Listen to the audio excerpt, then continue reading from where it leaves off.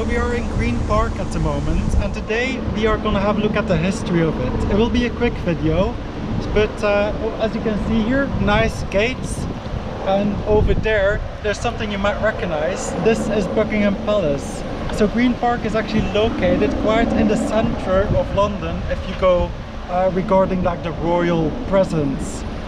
So we have over there Buckingham Palace, over there is St. James's Park, it's another park, and behind all those trees, if you go that way, you get Hyde Park.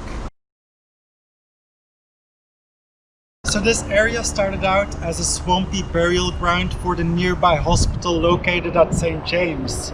But it was first enclosed as a park in the 16th century when the Pulteney family moved in. A century later, in 1668, a part of their lands was surrendered to Charles II, and that's how these lands came into royal possession. Back in those days, Buckingham Palace wasn't around yet, and the main royal palace in the area was St. James's Palace, which was built on the place where the old hospital used to be in the 1530s by Henry VIII. And Charles II named this park Upper St. James's Park, as it was north of the already established St. James's Park.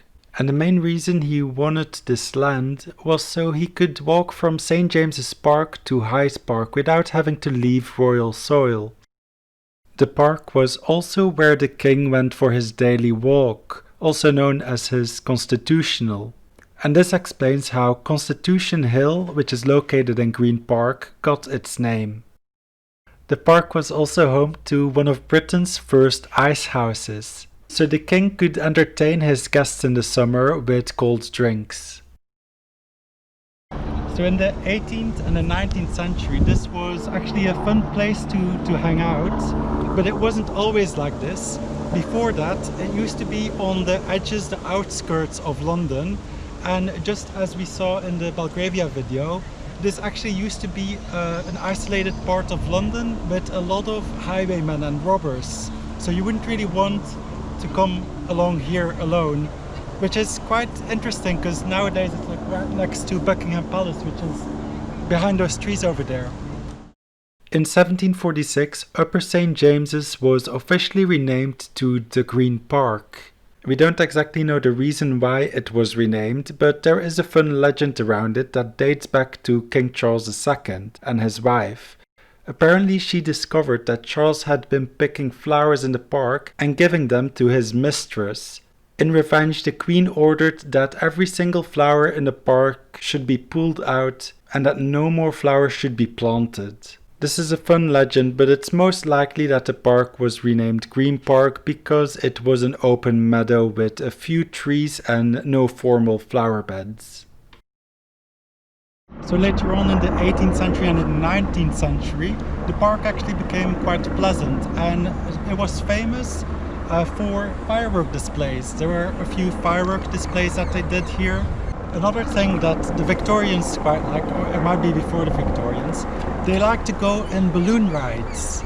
So this was also a great space to launch your balloon from, so a great space to do some ballooning, I think it's called. There's no way it's actually called ballooning, right? I believe so. I'll check right now. I wanna believe it's called ballooning, but that sounds too ludicrous. Yeah, ballooning attempts. Didn't mean they made it off the ground, but... And once again, for this video, I've also picked out some quotes from the book Old and New London, which was a Victorian guide to London, originally published in 1878. And I like these quotes because they give an insight as to how people viewed things in Victorian England. But this also gives us a viewpoint on how they saw history when it was closer to them. By that I mean, for example, like only 100 years after the event instead of nowadays, which would have been like over 250. So the first two quotes are about the firework displays that were held here, and the last one will be later on in the video. In 1749, the centre of the Green Park was selected for an exhibition of fireworks. A huge and sustainable building was constructed, running from north to south with a solid centre and wings. If we may judge from a rare print of the time, it must have been upwards of 400 feet in length. It contained pavilions for the engineers, 10 arcades for planting the cannon, a grand musical gallery in the centre, surmounted by the arms of the Duke of Montagu, at whose cost, in all probability, it was put up. Over the music gallery was an allegorical figure of peace attended by Neptune and Mars, and above a grand bas-relievo representing the king in the act of giving peace to Britannia. This was illuminated in the evening, and on a pole at the top of all was an illumination representing the sun, which burnt nearly all the night long. Thursday, the 27th of April, was the grand day appointed for the fireworks. All the entrances into the Green Park were opened, and a breach of 50 feet was made into the park wall on the Piccadilly side in order to give admittance to the vast concourse of spectators. The performance began with a grand military overture composed by Handel, in which 100 cannons, fired singly with the music, formed a distinctive feature. Shortly after the commencement of the fireworks, the temple accidentally took fire, and part of it was consumed.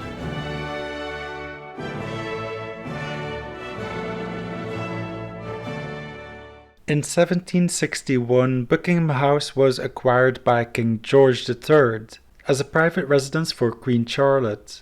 And a few years later, in 1767, the size of Green Park was reduced by order of George III, so he could add it to the private gardens of Buckingham House. Later on, a small part of Green Park was once again taken when Wellington Arch was built. Green Park is a dry park, meaning it doesn't have any fountains or ponds, but this wasn't always the case. So this over here, this walkway that leads towards there, this is called the Queen's Walk, and it used to go from St. James's Palace, which is over there somewhere behind the trees, and it would lead to this area over here. As you can see, there's nothing really here at the moment, but it used to be a basin known as the Queen's Basin, and it was used as drinking water to supply the palace. And this basin would have been in the park for around a century, until Queen Victoria had it filled in 1855. So that makes it so nowadays the park is still a dry park. But it's not as dry as you might expect, because underground, similarly to the Westbourne River running under Belgravia, which we saw in that video, there is also an underground river running underneath Green Park. And this is the Tyburn River.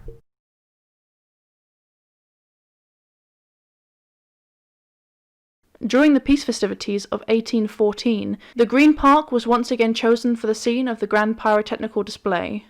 Near Constitution Hill, a building was erected from the design of the rocket celebrity Sir William Congreve, which, with all its palings and the cordon of the centuries round it, covered 1/3 of the Green Park. This building received the name of the Temple of Concord. The materials for this structure, and for others erected set up on the occasion, were sold afterwards by auction and fetched only around £200. So the landscaping that we see nowadays we can attribute to John Nash, which was a big garden landscaper at the time. It was in 1820 that this was done. John Nash, as a little side bit, also did some work at Kew. As you might remember if you saw my video on the Kew Gardens, he was the one that actually designed and built the Nash Conservatory, which, as a side note, is where PewDiePie got married. So here we are on Constitution Hill. This is the north side of Green Park. And to end the video, we go to 1840, June 10th, where over here on this way that leads to Buckingham Palace and over there it goes to Hyde Park. This is actually where there was an assassination attempt on Queen Victoria. So here is another quote from London Old and New, which gives a contemporary account of this event. Coming down to more recent times, we may state here that on the Constitution Hill, near Buckingham Palace, 3 diabolical attempts have been made to shoot Her Majesty, Queen Victoria. In June 1840, a lunatic named Edward Oxford deliberately fired twice at Her Majesty as she was riding past in her carriage, in company with Prince Albert. Oxford was tried at the Central Criminal Court, when a verdict was returned of guilty but insane, and the prisoner was accordingly removed to be confined during Her Majesty's pleasure. The The second attempt on the life of the Queen was made by Francis, another lunatic, in May 1842, and the third by an idiot named Hamilton in 1849. Thank you for watching this video on the history of Green Park. I hope you've enjoyed, and on screen right now you can find a link to my London playlist, which is all about London history. Or if you're interested in history as a whole, you can check out my channel to find a wider variety of topics.